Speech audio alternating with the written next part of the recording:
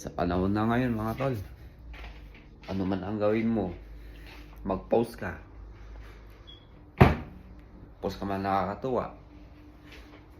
Marami pa rin nagko-comment, nagre-react.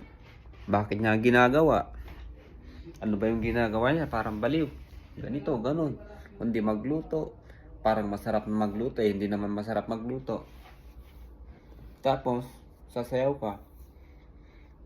Sasayaw, puro naman kaliwan pa.